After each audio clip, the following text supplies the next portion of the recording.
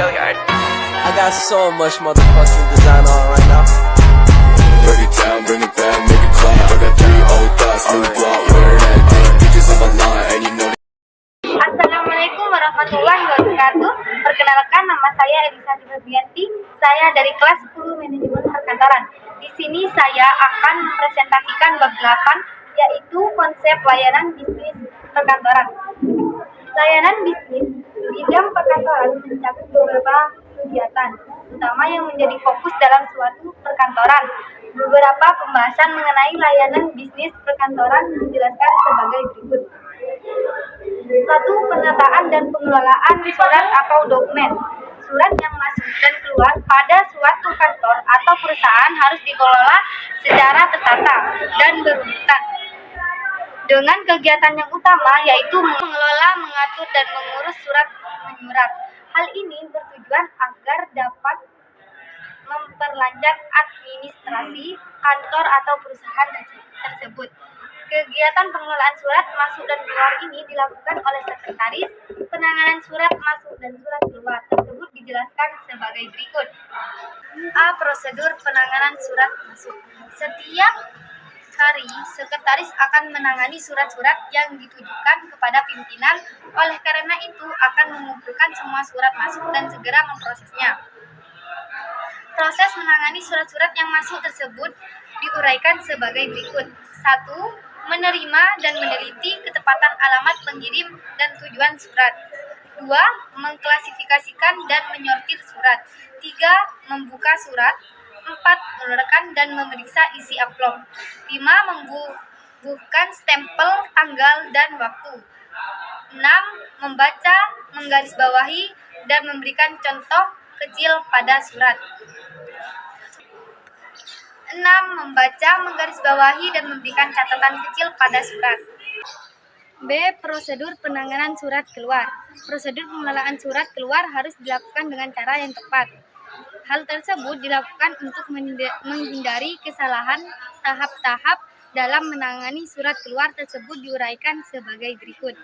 1. Membuat konsep surat dengan cara menyusun sesuai bentuk surat yang benar atau dikehendaki pimpinan. 2. Mengetik surat setelah mendapat persetujuan dengan memperoleh nomor surat. 3.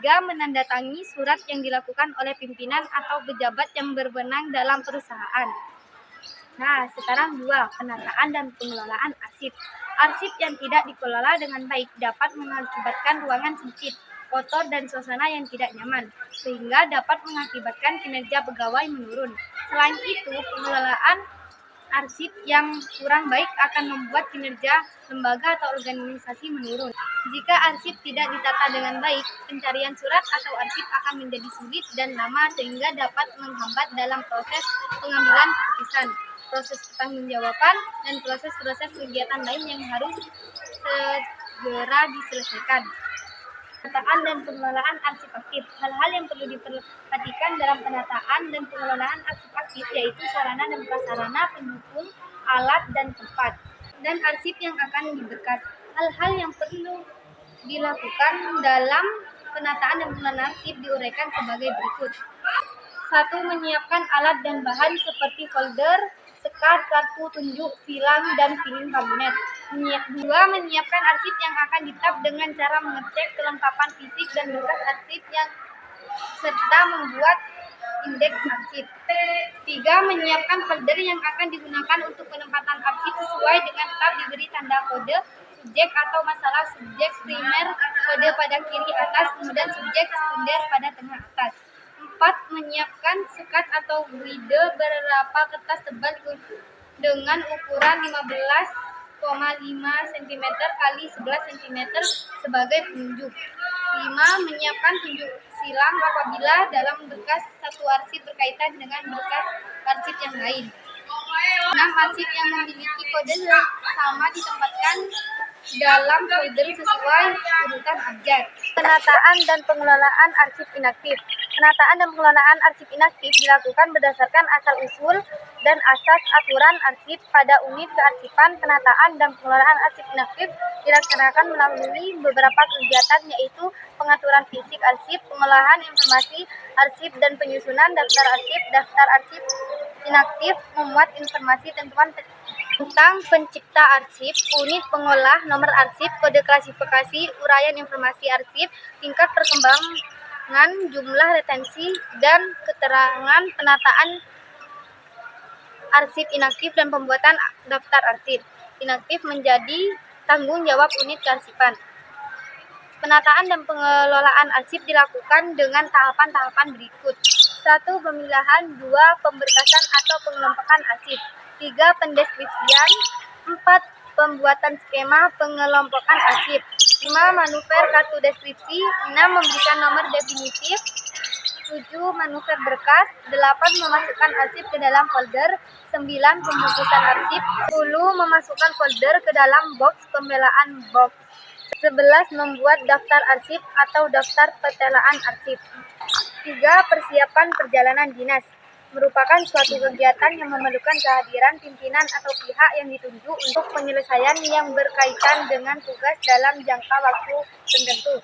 Perjalanan dinas terbagi menjadi 2 jenis, yaitu perjalanan dinas luar kota dan perjalanan dinas luar negeri. Perjalanan dinas luar kota merupakan perjalanan dinas yang dilakukan oleh pimpinan terkait dengan tugas atau tanggung jawab dalam jangka waktu tertentu dan dilakukan di luar kota. Sementara itu, perjalanan dinas luar negeri merupakan perjalanan yang dilakukan oleh pimpinan terkait dengan tugas atau tanggung jawab dalam jangka waktu tertentu dan dilakukan di luar negeri. A. Persiapan administratif. 1. Surat tugas. 2. Daftar jadwal perjalanan pimpinan. 3. Undangan. 4. Paspor. 5. Visa. 6. Sertifikat kesehatan. B. Persiapan non-administratif. 1. Reservasi tiket. 2. Reservasi hotel. 4. Penyiapan pertemuan atau rapat. Rapat merupakan bentuk komunikasi yang dihadiri oleh beberapa orang untuk membicarakan dan memecahkan masalah tertentu. Rapat dilakukan karena memiliki beberapa fungsi seperti memberikan informasi, melakukan kerjasama, mengatasi permasalahan, dan memenuhi peraturan.